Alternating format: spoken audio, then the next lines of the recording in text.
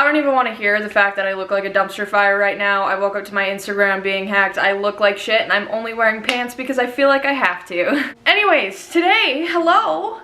Welcome to the new YouTube channel, fuckers. So I know a lot of you guys follow me on TikTok. That's kind of where I started. We are now at 1.6 million followers on TikTok, which I don't fucking understand how that happened. But we're now on the YouTube platform. So I did YouTube a few years ago. It was like my main thing that I wanted to do. I always wanted to be a YouTuber, and then I started doing TikTok.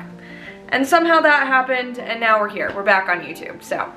Anyways, today for the first video, I look like shit, I'm fully aware, but I wanted to kind of feel like we're like having a sleepover, you know?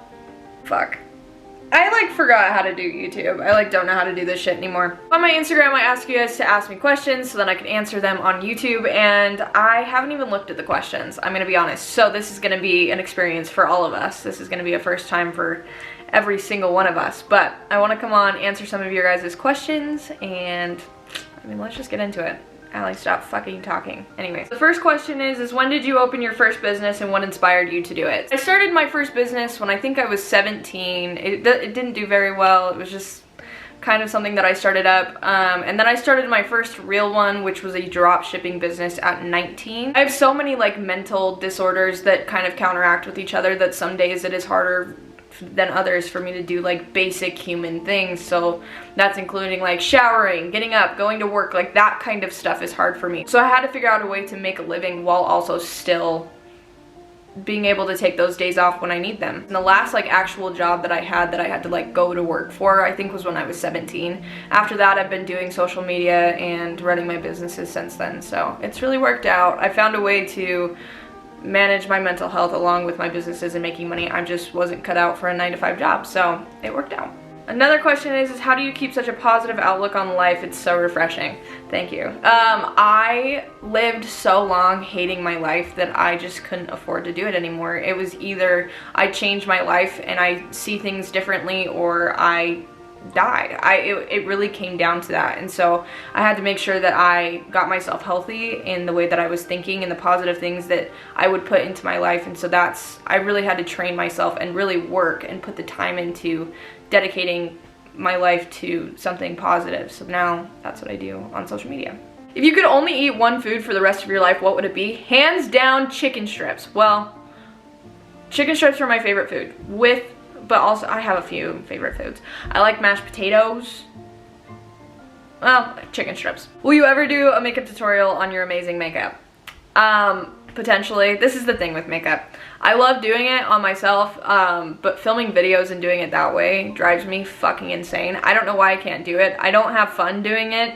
Potentially I'll do one on like my everyday like makeup, but I don't love filming videos like that, which is why I haven't. What is your short-term and long-term goals? So my long-term goal would be to be a motivational speaker. I really want to speak about my story, tell my story, and show that you can go from suicidal to successful, which is kind of my motto now. My short-term goal would have to be to just figure out this year. I got signed to a record label. I have a bunch of other opportunities that are opening right now, and I kind of have to decide between which ones. But also just continue to do TikTok and speak, and just social media in general. I love it. It's been my dream job since I was 12, and so now that I get to do it for a living, it's absolutely amazing. What is your zodiac sign? I'm a Pisces. What is one life lesson that you live by? I got told this in the hospital after I was going through an episode. One of the therapists that came in and talked to me, she told me this was what set me off to change my life. She said, you've survived 100% of your bad days, and that's something to be proud of. And so now that is kind of what I live by, because every hard thing that I've been through, I've made it out and I've been fine. So that's really something that I live by. When did you figure out that you wanted to do social media? Also, I love you. I love you too. I knew that I wanted to do social media since social media was a thing. I would watch YouTubers and I would be like, this is what I want to do. And I started filming videos when I was like 12, and I would post them on YouTube. I mean, obviously they didn't do very well. I was an infant child, but that was something that I really, really wanted to do, was YouTube. So since social media was a thing, and I knew it could be a job, I wanted to do it. Have you ever had a close friend or family try to stop you from achieving your dreams? I've had my mom actually sat me down one day and she's like, we should come up with a backup plan for you just in case, because I had been at social media for like 8 years. I was like trying to do this shit for a really long time before it actually like kicked off, and she was like, maybe we should come up with a backup plan, and I was like, I was like, I'm gonna make it work, and I was dedicated to it, and I was consistent with what I was doing, and it ended up paying off. And so I told her, I was like, I can't have a backup plan, like this is what I want to do, and if I don't do it, like it will crush me, like this is what I want to do. And so she like sat me down one day and she's like, I'm sorry that I ever told you like that maybe we should come up with a backup plan, because you're determined. What's something that you wish you knew sooner? I wish I knew the power of forgiveness sooner, and holding grudges wouldn't get me anywhere but hold me back from whatever I wanted to do.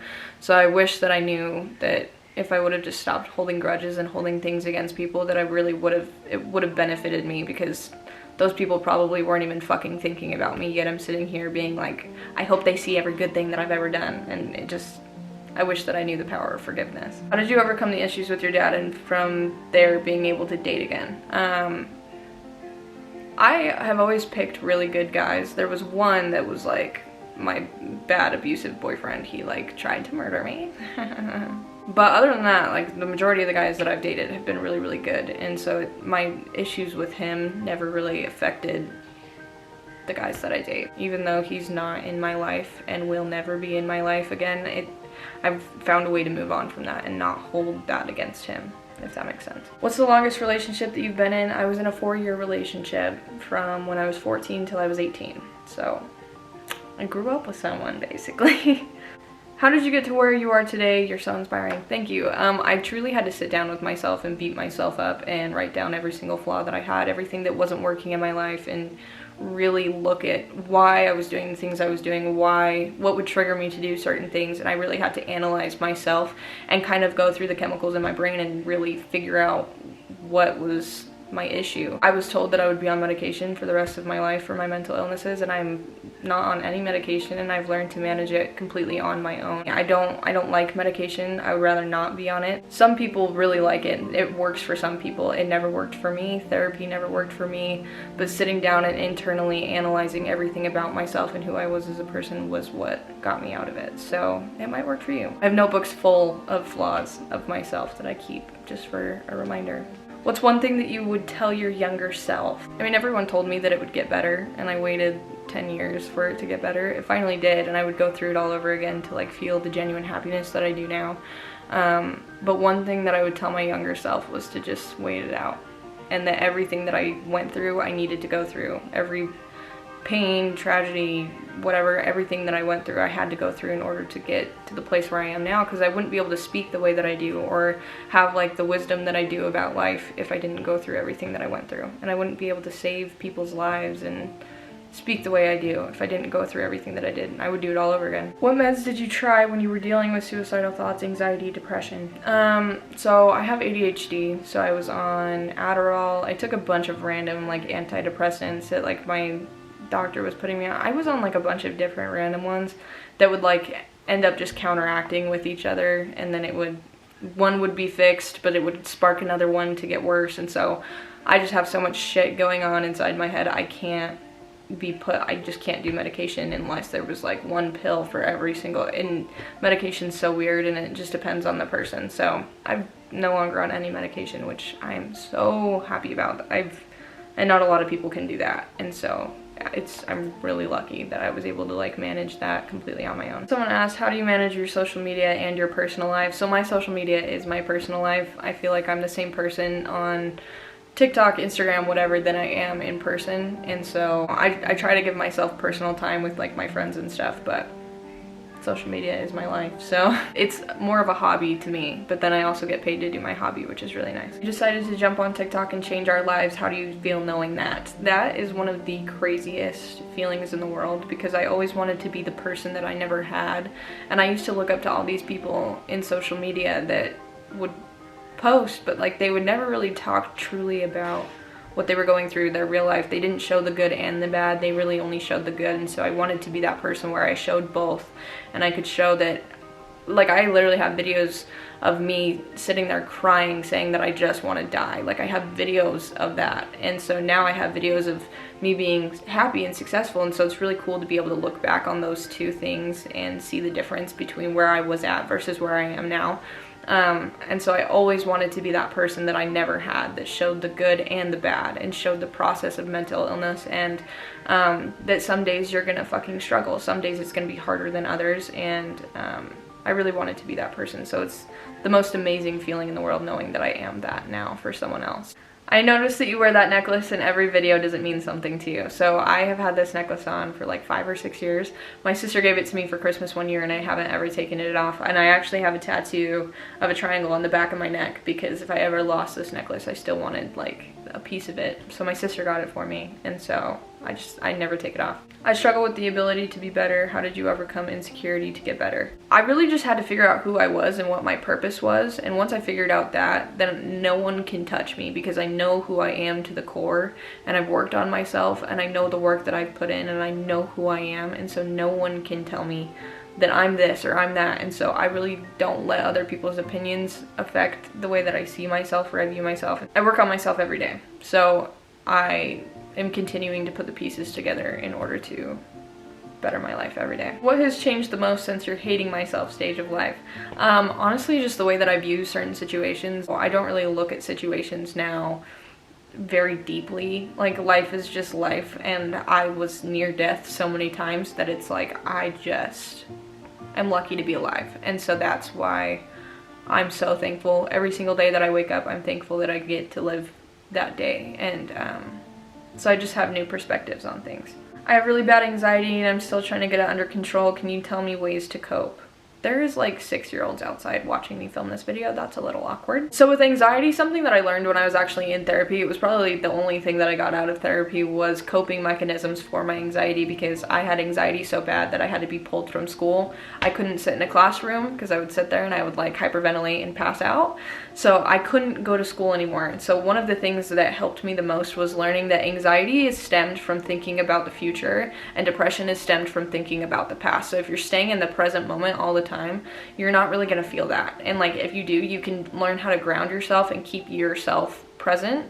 So the way that I did that was, my therapist told me, like, count colors in the room. So like, if you're thinking like, okay, I'm gonna count all the red things in the room, then you count like 1, 2, 3. It'll help keep you grounded and in the moment, and it'll help keep you calm. You can also do that with like feeling certain things. Just mess with your senses, honestly. Like, you can close your eyes and listen to every single sound that you hear. Really just fuck with your senses and just try and stay present, because then you won't be thinking about anything. So if you can put yourself in the present moment, it'll help 100%, I promise. What is something that makes you genuinely happy? Okay, I love cars. I love going fast in cars. I love racing. It's one of my biggest passions. Just cars and going fast and canyon cruising with my friends.